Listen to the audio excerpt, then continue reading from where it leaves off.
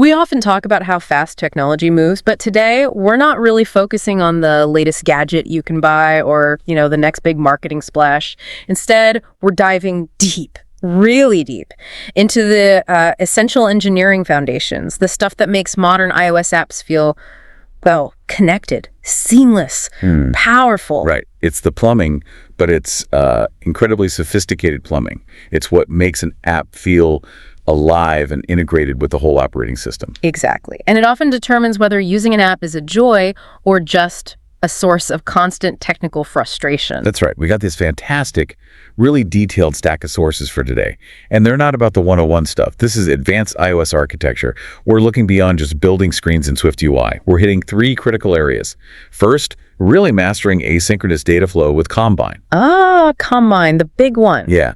Then how apps can spread their wings, extending functionality outside the main app using things like app extensions and UIKit. So reaching out into the OS itself. Precisely. And finally, handling all that external communication. Push notifications, deep linking, how the app talks to the outside world, and vice versa. Okay, so our mission today for you listening is basically a shortcut. We want to quickly break down these core concepts, explain the problems they actually solve, the why behind them, and crucially, highlight the differences, the trade-offs between, say, Combine and older methods, or widgets versus legacy extensions. So you walk away not just knowing what these things are, but understanding why an architect would choose one path over another. It's about the design decisions. We're looking at the pieces that make an app feel modern and responsive or, well, sluggish and maybe even broken. We're getting into the core of system integration. Absolutely. Let's unpack it. We're talking about the future of async development, really, and how Apple gives us the tools to build apps that aren't just isolated boxes anymore. Okay, where do we start? It has to be with the biggest headache, right? Managing data that just doesn't show up instantly. Let's talk Combine. Yeah, Combine. You could argue it's the biggest architectural shift in iOS dev since maybe Swift itself. It's Apple's take on reactive programming, came in with iOS 13. And its whole point is to bring order to the chaos of asynchronous events, stuff that happens later, network calls, UI taps, sensor updates. It handles all that using a declarative style. Right, declarative versus imperative. So instead of saying how step by step, you describe what you want to happen with the data flow. Exactly. And the sources immediately jump into why this was so desperately needed. They list out the 4 traditional patterns that just cause so much pain. Oh yeah, the legacy pains. Right. iOS apps are fundamentally asynchronous. You've got network requests firing off, UI events happening constantly, taps, text field changes, system notifications popping up like keyboard showing, timers, sensors.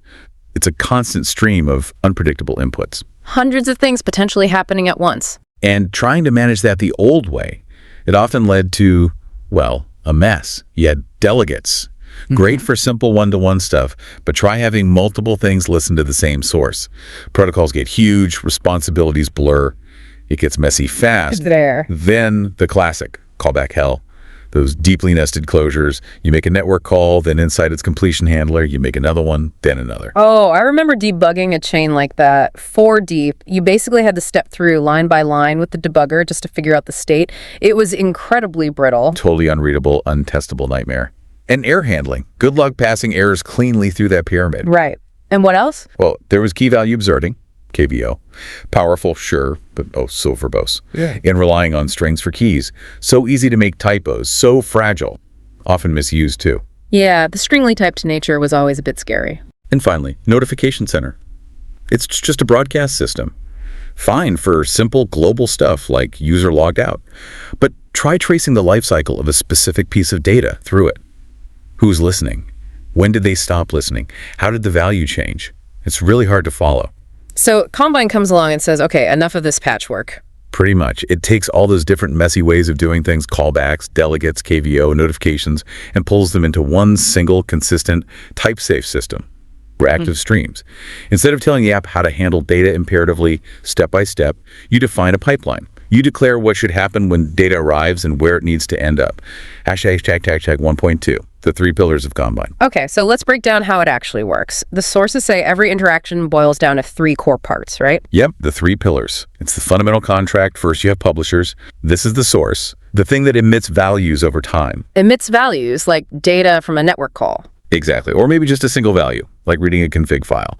Or it could be a continuous stream, like coordinates from the GPS updating every second, or text changing in a search bar. Okay. And crucially, publishers define two things: the exact type of output value they'll produce and the exact type of failure error they might throw. If a publisher is guaranteed never to fail, its failure type is just never. And that type safety is huge compared to, say, Notification Center, where you're casting any all the time. Oh, absolutely. You know exactly what kind of data you're getting and what errors you need to handle right there in the type signature. It eliminates a whole class of runtime bugs. So examples of publishers. Apple provides tons. URL session.dataTask publisher is a classic, commits data or a URL. Notification center.default.publisher turns system notifications into a stream. Timers, KVO observations, lots of built-in ones. Got it. So publishers emit. What's on the other end? The subscribers. They are the listeners. The things that receive the values and, actually do something with them.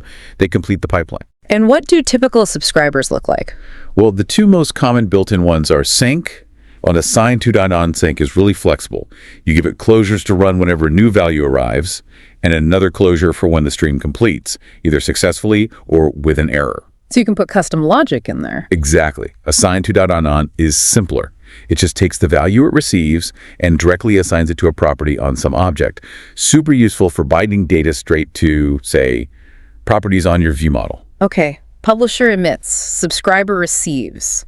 What's the magic in the middle? The operators. That's where the real power of reactive programming shines. Operators are the transformers. They're functions that sit between the publisher and the subscriber. And they change the data as it flows. Precisely. They manipulate the stream. You can use map to transform one kind of data into another, filter to drop values you don't care about, debounce to wait for pauses in a rapid stream, like user typing. Debounce for search bars. So you don't fire a network request on every single keystroke. Exactly that. Perfect use case.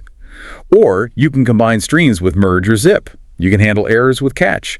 You chain these operators together, building a declarative pipeline that describes exactly how the data should flow and be transformed before it hits the subscriber.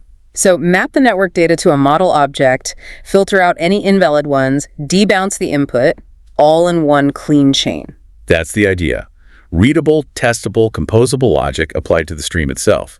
Hashtag 1.3 memory, and the subscription lifecycle. Okay, this sounds powerful.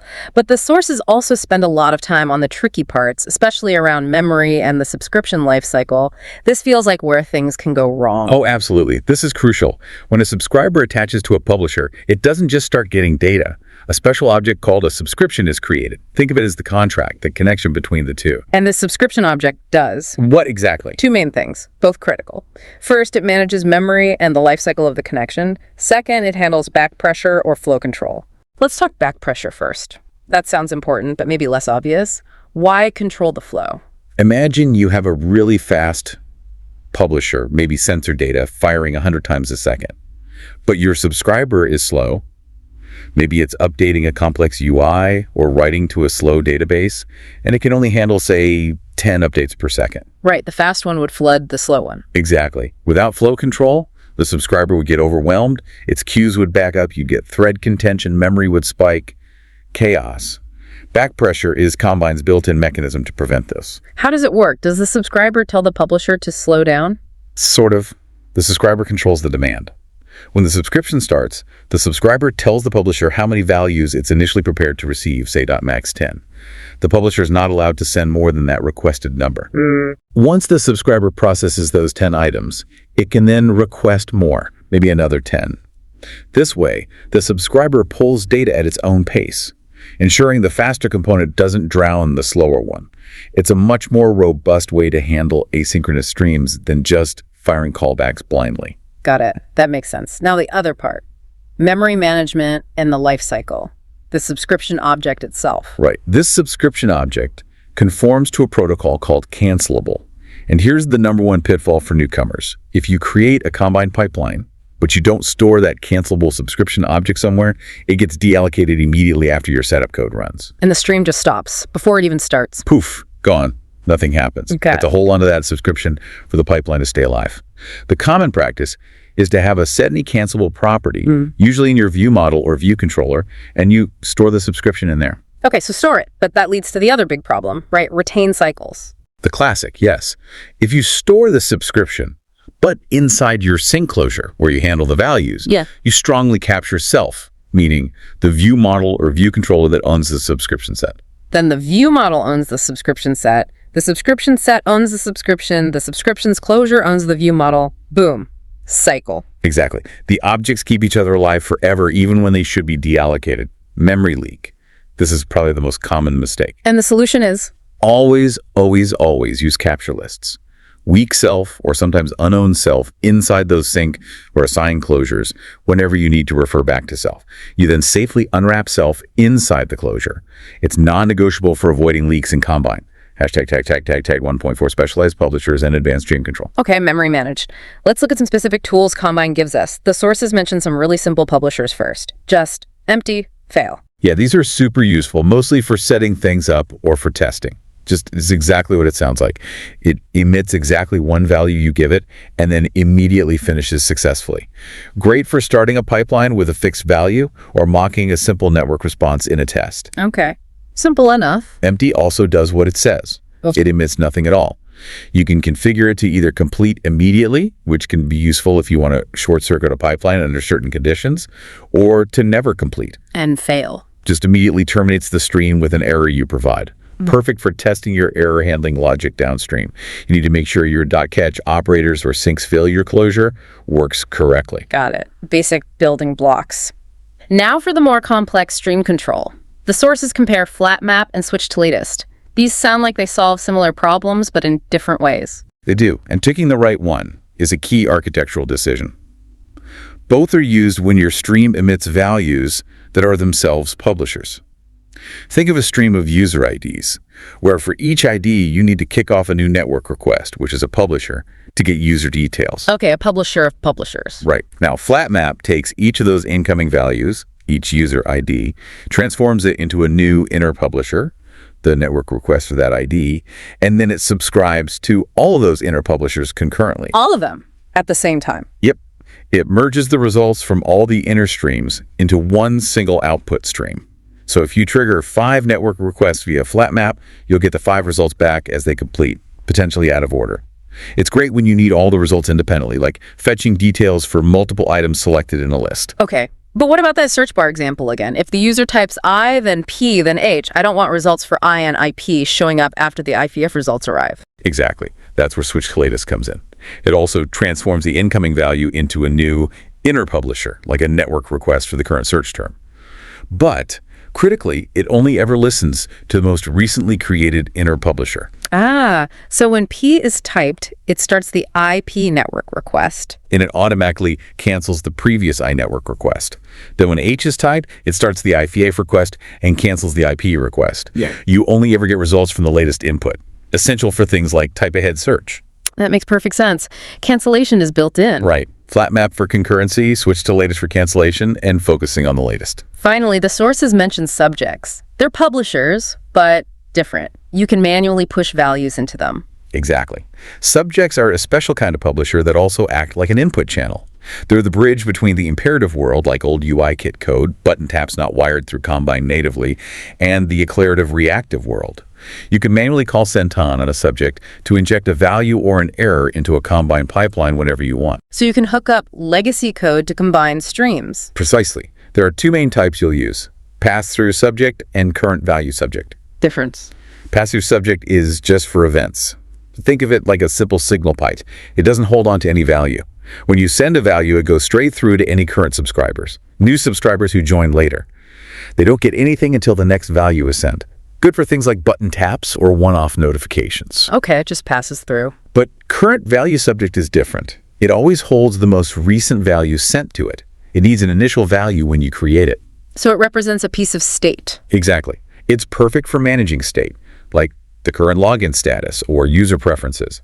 The key thing is, when a new subscriber connects to a current value subject, it immediately receives the current most recent value that the subject is holding. Ah, so they get synchronized instantly. Yep. Instant sync to the current state.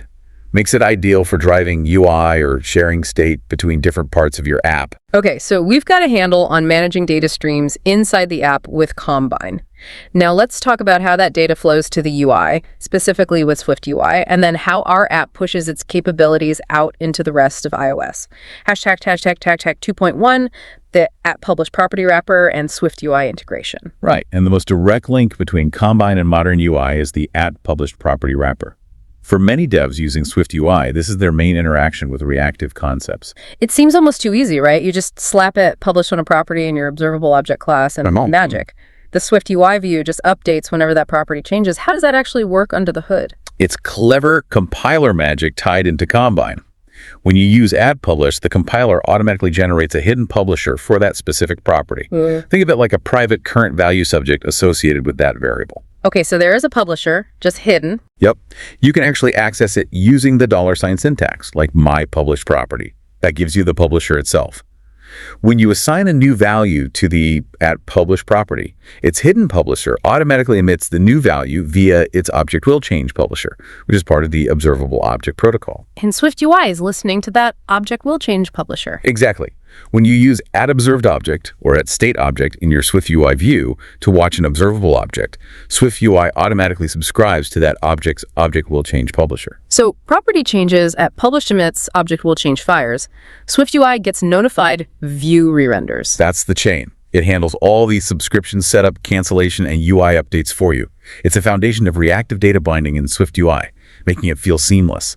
All the Combine complexity is abstracted away from the view layer. Declarative indeed. Very neat. Okay, let's make the bigger leap now. App extensions. This is how our app's features can show up in places like the share sheet, or as a widget, or even respond to Siri, right? Without the user actually launching our main app. Exactly. This is a fundamental shift from thinking of an app as a single monolithic thing. An app extension is actually a separate binary, a completely distinct target in your Xcode project. Separate binary, so it runs independently. Totally independently. And crucially, it runs in its own secure sandbox. It has its own process, its own memory space, completely isolated from the main application. Why would a strict isolation, security, stability? Both.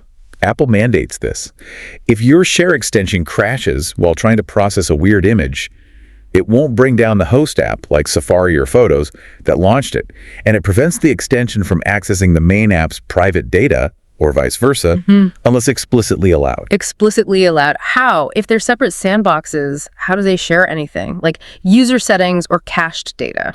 That's the key mechanism, app groups. This is the only way Apple allows direct data sharing between your main app container and its extension containers. How does that work? In Xcode, you define a unique app group identifier, like group.com.mycompany.myapp. Then you enable this capability for both your main app target and your extension target. This tells iOS to grant both processes access to a special shared container directory on the file system. A shared folder, basically. Pretty much. Inside that shared container, you can put things that both the app and the extension need to access.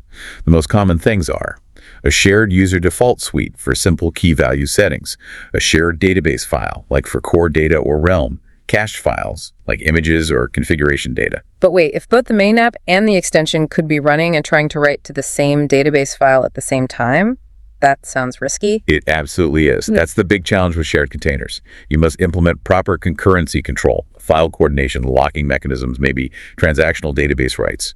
You have to be very careful to avoid data corruption when multiple processes might access the shared resource. Okay. And security-wise? The shared container is also a potential vulnerability point.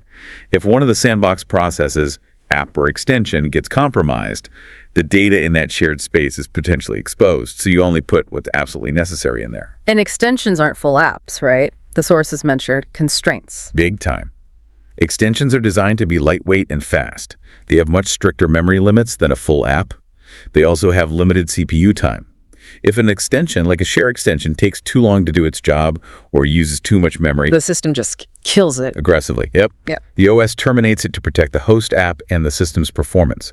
This forces you to design extensions to be very focused, doing one specific task quickly and efficiently. No long-running background processes in most extensions.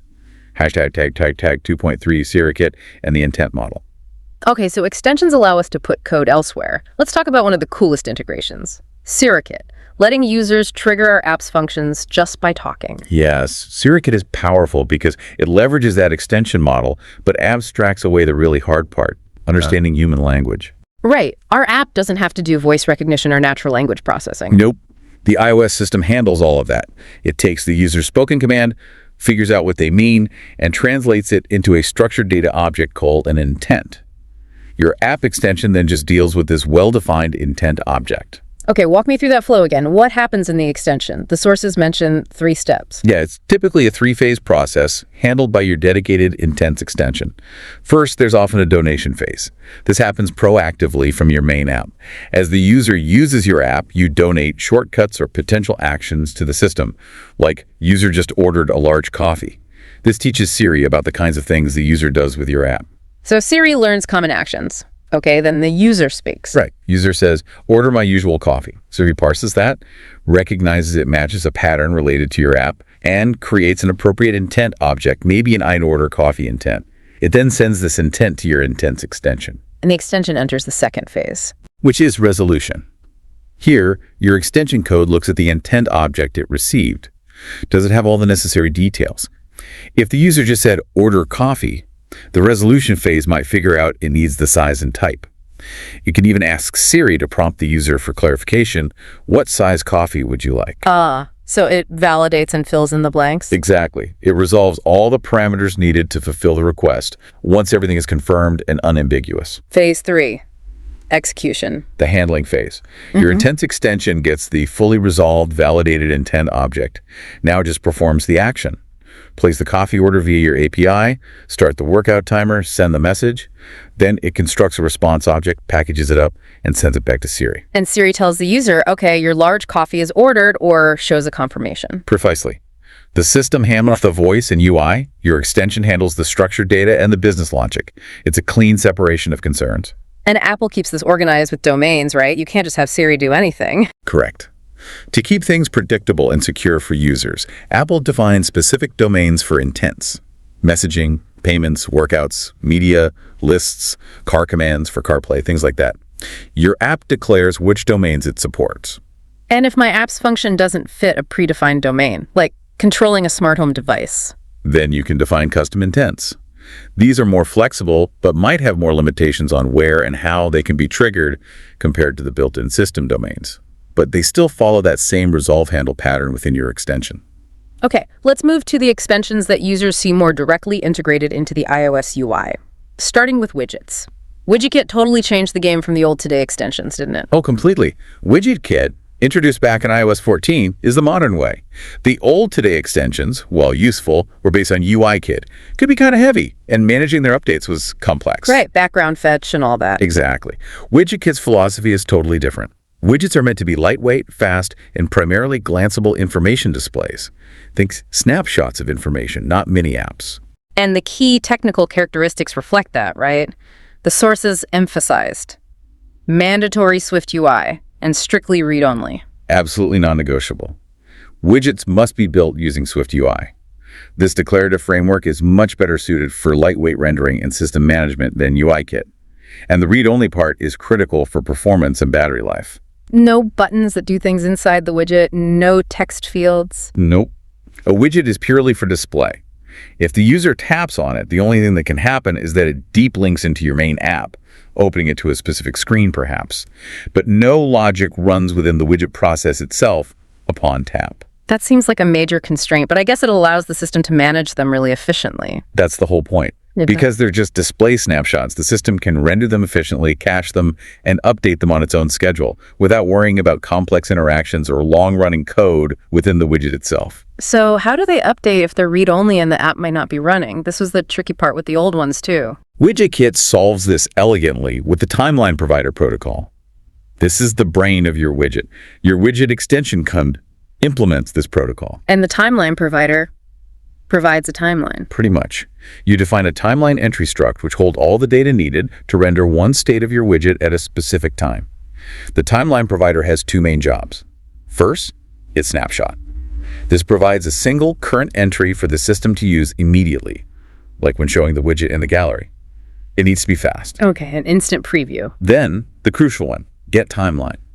This method is where the magic happens. Your code determines the current state, creates a timeline entry for now, but also creates an array of future timeline entry objects, each with a specific date attached. Future entries. So you're telling the system, show this data now, then show this data at 1 p.m., then this data at 2 p.m. Exactly. If you have a weather widget, getTimeline might fetch the forecast and return a timeline with entries for the next 12 hours, 1 entry per hour, each time stamped. And the system just uses that schedule. Yes. The system sees the timeline, renders the current state, and knows exactly when the next update is scheduled according to your timeline. When that future time arrives, it swaps in the view for that next entry. So the widget updates visually without your code even running at that exact moment. Often, yes. The system can pre-render future states based on the timeline you provided.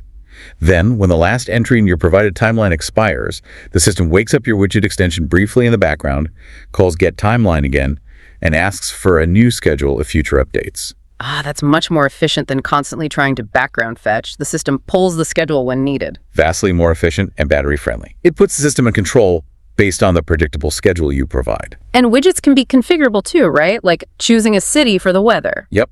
2 main types. Static configuration is simple. The widget always shows the same kind of data, maybe general news headlines.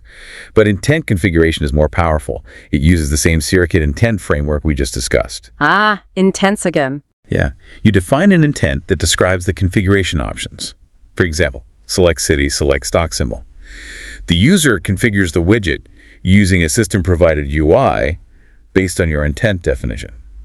That chosen configuration as an intent object is then passed into your timeline provider. So the timeline provider knows which city's weather timeline to generate. Exactly. It allows for user-customized dynamic widgets, all managed through that intent and timeline system. Okay, let's circle back to another classic UI extension, the share extension. This lets my app show up in that standard iOS share sheet, right? So I can send a photo from Photos directly to my app. Exactly. It's one of the oldest, but still one of the most essential ways apps integrate. It lets your app become a destination for content, text, images, URLs, files, even custom data types from almost any other app without the user having to manually copy and paste or open your app separately. So users in Safari finds a great article, hits share, tags my app's icon. What actually happens then? The system activates and launches your separate share extension target. Again, it runs in its own sandbox. The crucial setup here is in your extension's info.lust file. You define an extension activation rule. Activation rule sounds important. It is. It's basically a set of conditions that tell the system when your share extension icon should even appear in the share sheet. You define things like the maximum number of items your extension can handle at once, for example, only 1 image or up to 10 URLs. The specific data types it accepts using UTIs, uniform type identifiers, like public.image, public.url, or custom UTIs defined by your app. So if the user tries to share a PDF, but my extension only declared public.image in its rule, my icon just won't show up. Correct. The system filters the list based on the content being shared and the activation rules of all installed share extensions. Okay, so the rule matches, the extension launches. How does it get the actual content, the image or the URL? The main interaction point inside your extension code is the extension context. This context object contains an array of input items, usually NSI temp provider objects. Each NSI temp provider represents one piece of content being shared. And you just grab the data from the provider? Well, usually asynchronously. The NSI temp provider is designed to handle potentially large or complex data. You typically call a method like loadItem for type identifier.options.completion handler on it. You tell it the UTI you expect, like public.image, and it gives you the data back in a completion block. This might involve the system fetching the data from disk or even downloading it if it's a remote resource. So there's some waiting involved, potentially. Yes, which is why the UI your share extension presents is usually minimal, maybe just a confirmation screen or a small text field for adding a comment. You load the data in the background, process it, maybe save it to your app's shared container, and then you must call complete request, returning items at a completion handler on the extension context to tell the system you're done. And the big win is the UI consistency, right? The main share sheet looks the same for all apps. Exactly. Apple provides the container UI, the hosting app provides the content. Your extension provides the logic to handle that specific content type. It's a well-defined contract. All right, we've covered data inside the app with Combine and how the app reaches out into the OS with extensions and widgets. Now, let's talk about communication coming from the outside world, from servers, from the web into our app. Starting with push notifications. Push notifications are absolutely critical for engagement, for delivering timely updates, for re-engaging users, and importantly, these are messages sent from your server, not generated on the device itself, like local notifications are. They work even if your app isn't running, or even if it's been force quit. And the reliability hinges on Apple's infrastructure, right? The sources really emphasize the three distinct parts involved. Let's break that down. Yeah, you absolutely need all three pieces working correctly. First, there's your app. Its job is to ask the user for permission, and if granted, to register with the OS for push notifications. When it registers successfully, the OS gives it a unique device token. A device token, like an address for that specific app install on that specific phone. Exactly. It's an opaque string. Your app's crucial responsibility is to send this token securely up to your server. That's piece number 3. Okay, so app gets token, sends to server. What's piece number 2? The absolute linchpin, the Apple Push Notification Service, APNs. This is Apple's massive global secure infrastructure. It acts as the trusted intermediary. So the server doesn't talk directly to the phone? Never. That's key. Your server, piece 3, constructs the notification payload, the JSON defining the alert message, sound, badge number, etc., and sends that payload, along with the specific device token it wants to target, to APNs. Okay. Server talks to APNs, then APNs talks to the device. Right. APNs receives the request from your server. It validates your server's credentials using security certificates or tokens. It looks up the device token to figure out which device to send it to. It handles the secure TLS connection to the device, and it delivers the notification payload. What if the device is offline? Does the notification just get lost? Nope. That's part of APN's job. It will hold on to the notification for a period. It used to be 28 days. The exact policy might vary. And deliver it when the device comes back online. It also handles things like coalescing notifications if too many are sent close together. It takes a huge burden off your server. Makes sense. Types of notifications, alert, badge, sound are obvious, but the sources highlighted silent notifications as being architecturally important. Very important for advanced use cases. A silent push notification includes a specific key in its JSON payload. Content available set to 1. And it doesn't show anything to the user. No banner, no sound. Correct. It arrives silently. But its purpose is to wake your app in the background for a very short amount of time, maybe 30 seconds or so. Why would you want to do that? To perform background data updates. Imagine a news app. You can send a silent print when a major story breaks. The app wakes up briefly, downloads the new headline, and maybe the article summary. Then, the next time the user opens the app, the new content is already there, instantly fresh. No waiting for a network call. For background sync or prefetching. Clever? Very clever, but you have to use them carefully. Apple monitors how often apps are woken up by silent pushes. If your server starts spamming devices with them constantly, the OS will notice the battery drain and start throttling or even completely stop delivering silent pushes to your app. So it's a limited budget. Use it wisely. Exactly. It's for important low-frequency updates, not for constant polling. Hashtag 4.2, handling permissions and maximizing opt-in. Okay, push sounds great, but you can't send any unless the user agrees. And iOS is famously strict about that initial permission prompt, right? Absolutely. Unlike some other platforms, iOS requires explicit user consent before your app can receive push notifications. And that system prompt is a one-shot deal, basically. If the user hits don't allow, that's it. You can't ask again. You cannot trigger the system prompt again. The only way for the user to enable notifications after denying is to manually go deep into the iPhone settings app, find your app, and flip the toggle. Most users will never do that. So hitting don't allow is almost like a permanent no. That's bad for engagement. It can be devastating. Which is why the best practice, strongly recommended by the sources and, frankly, everyone, is not to show the system prompt immediately on first launch. Instead, you show your own explanation first. A pre-permission dialog. Exactly. You create a custom screen or alert within your app. You use your own UI to explain why notifications are valuable for the user. Be specific. Allow notifications so we can tell you when your flight gate changes. Or enable notifications for breaking news alerts relevant to your interests. Make the value proposition clear. And only if the user taps OK or allow on your custom dialog. Then and only then do you trigger the official iOS system prompt. Because they've already mentally opted in, they're much more likely to tap allow on the system one too. And if they say no on your custom dialog? You respect that. You don't show the system prompt. You haven't burned your one chance. Maybe later, when the user tries to access a feature that genuinely needs notifications, like setting a reminder. You can explain the value again in context and then ask for permission. Smart. Treat the system prompt like a precious resource. Absolutely. And what if they deny the system prompt anyway, or disable notifications later in settings? Yeah, what then? Your app needs to handle that state gracefully. Don't just fail silently. Maybe show a subtle, persistent banner somewhere relevant in the UI, like a profile or settings screen, that says something like, notifications are disabled. You might miss important updates. And crucially, include a button or link that deep links directly to your app's specific page within the iOS settings app, Making it easy for them to change their mind later. reduce the friction as much as possible if they do decide they want notifications after all. Okay, last piece of external communication, deep linking.